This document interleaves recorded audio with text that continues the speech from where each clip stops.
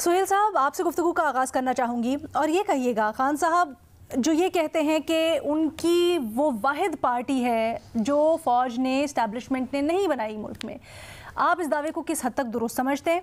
और जो अपनी हुकूमत से मुतल्लिक कह रहे हैं कि मिसाली 3 साल थे, इस पर क्या कहेंगे? मेरा ख्याल है दोनों बातें गलत हैं। और पहली बात तो यह है कि हम सारे गवाह हैं कि किस तरह एस्टेब्लिशमेंट ने उनको इक़्तिदार तक लेके आई, किस तरह उनके जलसों को वो एप्रिशिएट करते थे, किस तरह से उन्होंने खासकर इलेक्शन के अंदर जो उनका रोल था वो तो बड़ा वाज़ेह था। और किस तरह से उम्मीदवारों को उन्होंने फाइनल किया, लिस्टें वो फाइनल करते थे, उम्मीदवार वो फाइनल करते थे, तो पैनल उन्होंने खुद बनाए, तो उसके बाद अप्रूव करवाए तहरीक इंसाफ से। तो इस तरह से सूरत हाल थी। और इसी तरह ये 3 साल मिसाली नहीं थे, इसमें तो जर्नलिस्टों के साथ बहुत बुरा सलूक हुआ, प्रेस फ्रीडम जो थी वो तार तार हुई। इसी तरह इकानमी जो है उसका जो बुरा हशर हुआ वो भी आप देख सकते हैं।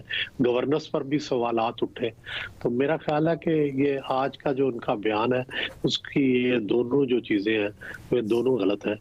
ना तो ये था कि वो फौज के मदद के बगैर इक़्तिदार में आए, वो फौज की मदद से इक़्तिदार में आए, फौज उन्हें इक़्तिदार में लेके आई, इलेक्शन उन्हें जितवाया, इलेक्शन में उसने रोल अदा किया।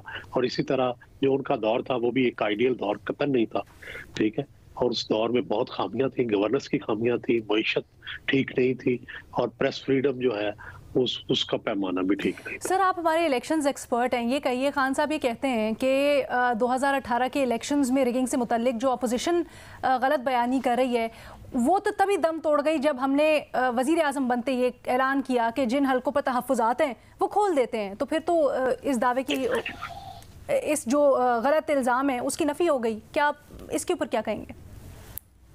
हलीना, देखें, इलेक्शन में अब ये दौर नहीं रहा, ना 2018 में, ना 2013 में, ना इससे पहले।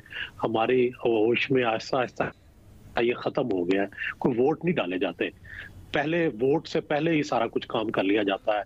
पैनल बनाए जाते हैं, लोगों को दबाव के तहत इधर लेके जाया जाता है, उधर लेके जाया जाता है, कुछ को दबाया जाता है, पैनल बनाए जाते हैं, बरादरियां जो है वो शरीक की जाती हैं। ये काम किया गया था, मैनूवरिंग की गई थी, प्री पोल रिगिंग जिसको कहते हैं वो की गई थी। मैंने तो खैर कभी भी ये नहीं माना कि बाकायदा को वोट पड़ते हैं, वोट तो नहीं पड़ते, लेकिन ये प्री पोल रिगिंग जो है ये हमारे सामने हुई। कैंडिडेट्स जो थे वो बाकायदा इंटरव्यू जो जी और दे रहे वो किसी और अदारे को देते थे।